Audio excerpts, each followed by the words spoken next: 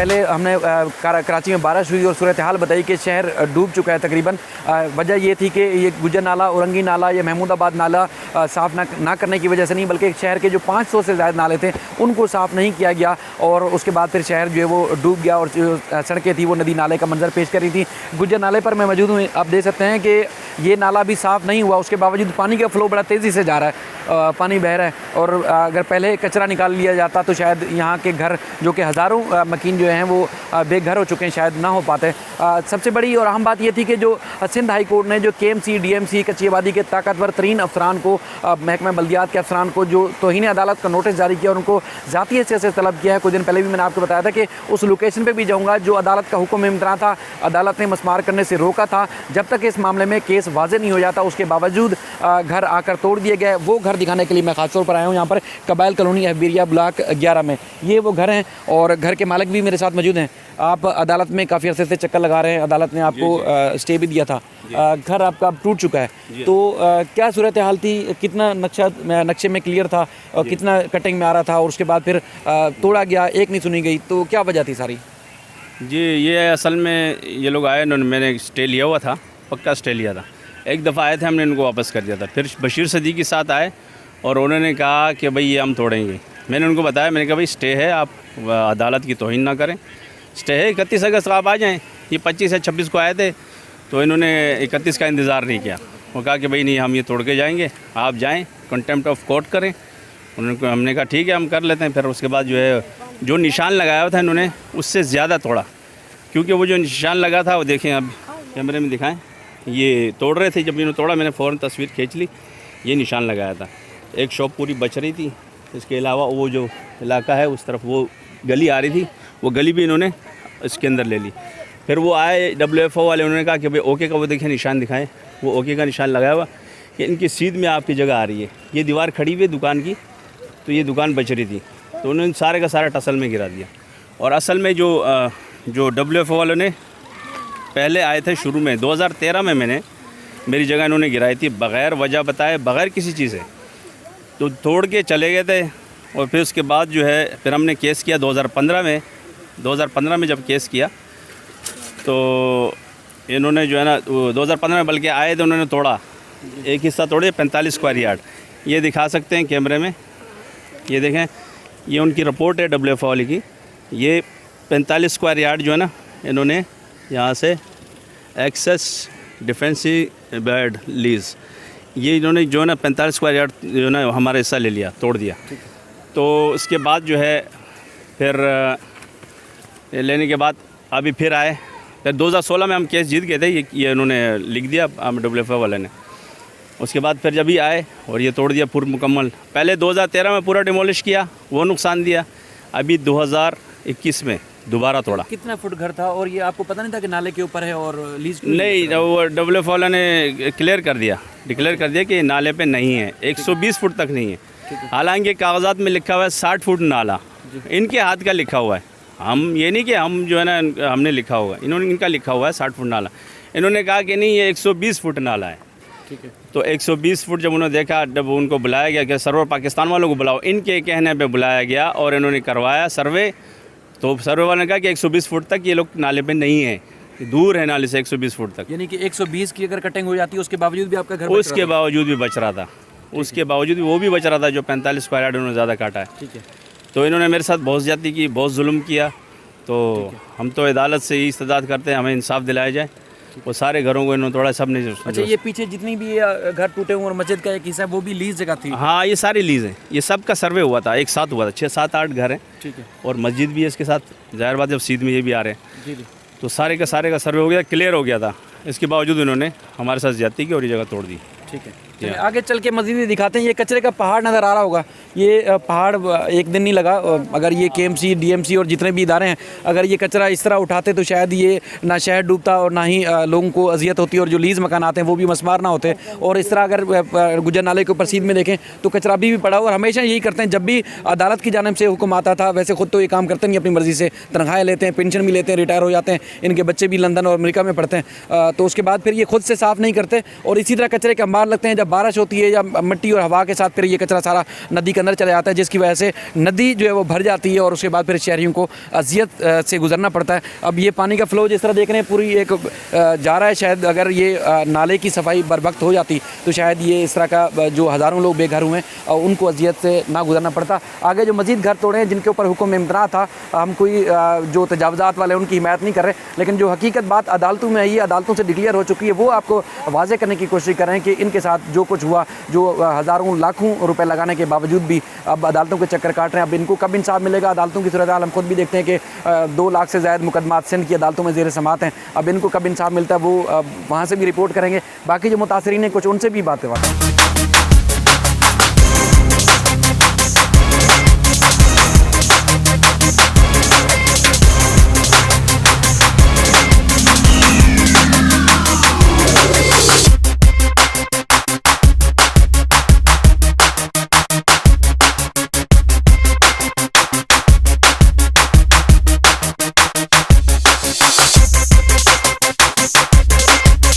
जो ब्लॉक 11 के जो दीगर मकान जिसके ऊपर सिंध हाई कोर्ट ने स्टे दे रखा था उनको भी जो मसमार किया, वो घर ये हमारे सामने है। ये घर था आपका, इसको मसमार किया गया।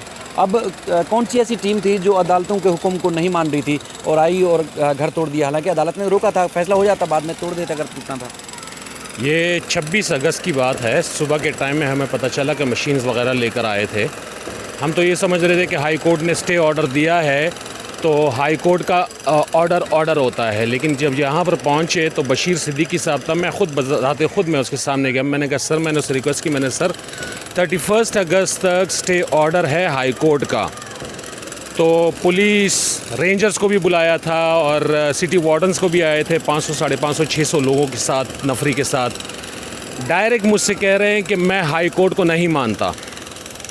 अब अगर हाई कोर्ट के इस तरह के मतलब सरकारी अफसरान नहीं मानते हैं तो किसी ने बिल्कुल सही कहा है कि पाकिस्तान में कानून जो है वो मकड़ी के जाले की तरह है, जिसमें बड़े जानवर तो आराम से निकल जाते हैं, लेकिन छोटे मोटे हमारी तरह जो गरीब लोग हैं उनके घर का ये हाल कर देते हैं। तो ये सामान था, आपने सामान निकाला था, रिक्वेस्ट की, उसके बावजूद नहीं सुना उन्होंने? फैमिली थी इसमें, फैमिली थी, ज़बरदस्ती निकलवाई। सामान भी पड़ा हुआ है, अभी भी पड़ा हुआ है सामान, बस उस थोड़ा सा इस तरफ कर दिया है, मसमार करना शुरू कर दिया है। सबके सामान पड़े हुए थे, सिर्फ एक हमारा नहीं, सबके। ये घर जो बिल्कुल कम्प्लीटली टूट गए, कम्प्लीट चले गए, ये बिल्कुल कम्प्लीट चले गए। इस घर में भी तकरीबन उस बंदे ने 40-45 लाख का ख़र्चा किया था और वो महल बनाया था उसने, क्योंकि वो मुतमईन था कि हाई कोर्ट का स्टे ऑर्डर है तो स्टे ऑर्डर है। लेकिन बड़े अफसोस के साथ कहना पड़ रहा है कि हाई कोर्ट के स्टे ऑर्डर्स को भी इन लोगों ने जो है ना रद्दी का पेपर समझ के डस्टबिन में फेंक दिया। और अदालत ने गम गुस्से का इजहार किया था जस्टिस अरशद हुसैन साहब की अदालत में जब केस चला। आपने भी बड़े चक्कर काटे अदालतों के, आपका भी घर टूट गया। मेरी गुजारिश है कि ये क्लिप चलाना। मैंने पहले भी जब आपका इंटरव्यू लिया था क्लिप चलाया था, आपको याद होगा। बिस्मिल्लाहिर्रहमानिर्रहीम। मैं जो भी कहूँगा सच कहूँगा, सच के सिवा कुछ नहीं कहूँगा। 5 अगस्त को हमारे ऊपर पहला हमला हुआ ADC 1 गुलबर्ग और पूरी डिपार्टमेंट KNC DNC 27-28 मोबाइलें थी। हम तो सोए हुए थे, कोई पता नहीं चला। चारों तरफ से उन्होंने घेरे में ले लिया, जैसे हम दहशतगर्द हैं, जैसे हम कौन है, दहशतगर्द हैं। जैसे मैं कागजात लेके गया हूँ, मेरे साथ चंद ये मेरे दोस्त थे, लेके गए। अल्लाह भला करे उसका, उसने देखकर उसने कहा ठीक है भाई, आप लोग क्लियर हैं, जब तक कोर्ट का फाइनल नहीं होगा हम नहीं छेड़ेंगे। आप भी कोर्ट का एहतराम करें, हम भी। हमने बोला सर हम आँखों में कोर्ट का हम एहतराम करते रहेंगे। जो फैसला कोर्ट करेगा हमें मंजूर है। मैंने उनको ये भी कहा है, मैं इतनी नफरी की ज़रूरत नहीं पड़ेगी। अगर कोर्ट ने हमारे ख़िलाफ़ फैसला दे दिया हम आज खड़े कर देंगे। आपको सिर्फ 2 मशीनें, 2-3 बंदे, बस अगर मकान तोड़ लेना। हमारे पास छुरी नहीं थी। मैंने कुर्बानी का जानवर पड़ोसी से लेकर मैंने कुर्बानी का जानवर ज़बह किया है। क्या हम दहशतगर्द हैं? बशीर सिद्दीकी साहब ने पूरी कराची में वॉइस मैसेज करके 25 तारीख को हम लोग सोए हुए थे, हमारे छोटे छोटे बच्चे, और ये देख सकते हैं ये आप हमारा हाल। हम पाकिस्तानी हैं, हमारे पास पाकिस्तानी शनाख्ती कार्ड है, हम मुसलमान हैं, कलमा गो है, ला इलाहा इल्लल्लाह मुहम्मद रसूलुल्लाह। ये कौन से जालिम हुक्मरान है, कौन सा हमें बताया जाए क्यों जुल्म हो रहा है हमारे साथ? या हाई कोर्ट को, इन अदालतों को बिल्कुल बंद कर दिया जाए। जब ये नहीं मानता है बशीर सिद्दीकी ने, खड़े होकर कहा है कि मैं हाई कोर्ट को नहीं मानता हूँ। अगर हाई कोर्ट में इतनी जान नहीं है तो उनको बंद कर दिया जाए, क्यों वक्त ज़ाया किया जाता है? हमारे तो लाखों रुपए हमने खर्चा किया, लाखों रुपए, एक नहीं, दो नहीं, 20 नहीं, लाखों, यानी कि करोड़ों तक पहुँच चुके हैं 6 साल में। आप लोगों को भी आइडिया होगा कि यहाँ से मैं गरीब आदमी हूँ, मैं रिक्शे पे आता जाता हूँ, कम से कम 700-800 रुपये मेरे से आने जाने से, कहीं से चाय पीनी पड़ती है, कहीं पिलानी पड़ती है। अदालत ने 2018 में हमें डिग्री दी। एसी मुख्तार इबड़ो अभी ज़िंदा है, वो डीसी है, उसको बुलाकर भी पूछा जाए कि आप वहाँ गए थे, आपने निशान लगा के दिए थे, इन लोगों को कहा था कि ये मकान आप तामीर करें? अगर उसने कहा नहीं, हमें कोई गिला नहीं। अगर उसने कहा हाँ, तो हमें गिला है। तो उसके बावजूद हमारा ये कम से कम भाई ने कम से कम जो है 60 लाख से ऊपर कल रोता हुआ हो गया है। इसका कौन जिम्मेदार है? उसके बच्चों की तालीम का कौन जिम्मेदार है? मैंने वास्ता डाला है, मैंने बोला मुझे मेरी बच्चियां हैं, कहने लगे नहीं घर खाली करो, मैं बाहर बच्चियों पर बैठा दूँ पुलिस वालों में, और ये जो मजदूर हैं इनमें जाकर बैठा दूँ। मेरा कोई रिश्तेदार नहीं है, मैं अब्टाबाद का रहने वाला हूँ। सर मेरी बच्चियों की तालीम है, कराची यूनिवर्सिटी में पढ़ रही है, आप देख सकते हैं, आप चेक कर सकते हैं। कब एक बच्चा मेरा इकरा यूनिवर्सिटी में पढ़ रहा है जिसके 2-2 साल रह गए हैं। मैं कहाँ जाऊँ? क्यों हमारे पीछे पड़े हुए हैं? क्या कसूर है? क्या क्या है? अगर कहीं किसी मुल्क किसी कोने में, मैं पढ़ा लिखा हूँ, जेल नहीं, किसी में अगर किसी को जगह चाहिए गवर्नमेंट को, तो हमेशा ये असूल होता है, तो उसको पहले मुआवजा दिया जाता है, फिर उसे टाइम दिया जाता है, फिर उसे जगह खाली कराई जाती है। हमें क्या दिया है इन लोगों ने? आज 6 दिन हो गए मुझे, 102, 103 सब मोहल्ले वालों से पूछ लें, मुझे ये बुखार जा रहे हैं। क्यों जा रहे हैं? इसलिए जा रहे हैं कि मेरे ना रहने की जगह, ना बैठने की जगह, ना सोने की जगह। 3 दिन मैंने नमाज नहीं पढ़ी है, उस नमाज का भी ये हिसाब देंगे। ये अल्लाह के आगे ये उस नमाज का हिसाब देंगे। इसलिए नहीं मैं पढ़ सका हूँ, ना मस्जिद में पानी था, ना मेरे घर में पानी था। बगैर वज़ू में कैसे जाऊँ नमाज़ पढ़ूँ? 3 दिन मेरी फ़र्ज़ नमाज रही है इनकी वजह से, उनका भी इन्होंने हिसाब देना है। जिस दिन मेरी तबीयत सही हुई, अगर इन्होंने ना फैसला माना, मैं कसम खा कर कहता हूँ, या मैं हूँगा या ये होंगे। कुछ लोग तासुर देते हैं कि ये जो लोग हैं बासर लोग हैं, तो बासर तो वो लोग हुए जो अदालतों के हुक्म को नहीं मानते। अदालत ने नोटिस किया था, उस दिन अदालत में मैं मौजूद था, जस्टिस अरशद हुसैन साहब की अदालत में, तो कोई अफसर आया नहीं। सर्वे पाकिस्तान वाले आए थे, उन्होंने सिर्फ जवाब जमा करने के लिए टाइम लिया। उस पर अदालत ने काफ़ी बरहमी का इजहार किया, और फिर इस तरह सेक्रेटरी बल्दियात को, बशीर सदीकी साहब, मंजर खान साहब, इन सबको ज़ाती हैसियत से तलब किया है। किसी के पास जवाब नहीं है। वहाँ पर उस दिन भी बासित अफरीदी साहब ने कहा कि जिस तरह आप जो बात कर रहे हैं, उन्होंने कहा कि रिकॉर्ड पर वीडियोस मौजूद हैं जिसमें वो फरमा रहे हैं कि हम अदालतों के हुक्म को नहीं मानते। बिल्कुल, मैं खुद अल्लाह को ये खाना का मैंने वो वीडियो बनाई थी, मैंने वो वीडियो बनाई थी। मैंने उनसे ये भी कहा कि भाई आपके अदालत के ऑर्डर पे सर्वे ऑफ पाकिस्तान से वो करवाया गया, सर्वे ऑफ पाकिस्तान ने हमें क्लियर किया, इवन डेंजर जोन से भी निकाला है। अच्छा, अगर वो कह रहे थे कि सुप्रीम कोर्ट ने ऑर्डर दिए, सुप्रीम कोर्ट ने नाजायज़ तजावज़ात का दिया है, नाजायज़ तजावज़ात सारे नॉर्थ नाज़िमाबाद साइट पे है, नॉर्थ नाज़िमाबाद साइड पे है। और फिर मैंने उनको ये भी कहा, अगर सुप्रीम कोर्ट के ऑर्डर की आप तामील कर रहे हैं, तो सुप्रीम कोर्ट ने बहुत पहले ऑर्डर दिया था कि नॉर्थ और जिधर जिधर एरियो में पार्क और ग्राउंड पे जो कब्ज़े किए गए हैं, ठीक है, वहाँ पर जो घर बने उनके ख़िलाफ़ एक्शन लो, वो क्लियर करवाओ। वो अभी तक क्लियर नहीं किए। लेकिन हमारे लीज़ मकानात इल्लीगल भी नहीं है, लीज़ मकानात को तोड़ा गया है। ज़ियाउद्दीन हॉस्पिटल जो नाले पे बना हुआ है, पूरा नाले पे बना हुआ है। आपको पता है KDA चौरंगी हमेशा बारिशों में डूब जाती है। क्यों डूब जाती है? एक नाला KDA चौरंगी से सीधा इस तरफ ज़ियाउद्दीन के पास से आता है, बिल्कुल उसी नाले पे ज़ियाउद्दीन बना हुआ है। आप लोग भी यहीं पर हो, हम भी यहीं पर हो। देखते हैं अदालत या ये लोग उसको कुछ करते हैं, हिलाते हैं कि नहीं। नक्शा मोड़ दिया गया ज़ियाउद्दीन के पास, पूरा नक्शा मोड़ दिया गया। ये मैं आपको रिपोर्ट दिखा रहा हूँ सर्वे पाकिस्तान वालों की। ये देखिए सर्वे पाकिस्तान वालों की है पूरी रिपोर्ट, इनके दस्तखत अफसरान डॉक्टर अदनान कदीर साहब, ठीक है ना। दूसरी ये है, ये दिखाएं, ये रिपोर्ट नहीं, पूरी रिपोर्ट दिखाओ ना, पूरी उनकी सैन ये है, ये देखिए इनके दस्तखत है। मैं आपको नाम पढ़ के Khalid Tufail, survey officer, technical officer to director southern circle, survey of Pakistan. Deen Mohammad, assistant director officer incharge number 2 party directorate of southern circle, ठीक है। Mohammad Akram, director southern circle, survey of Pakistan. Mohammad Younus Dhari, survey superintendent government of Sindh.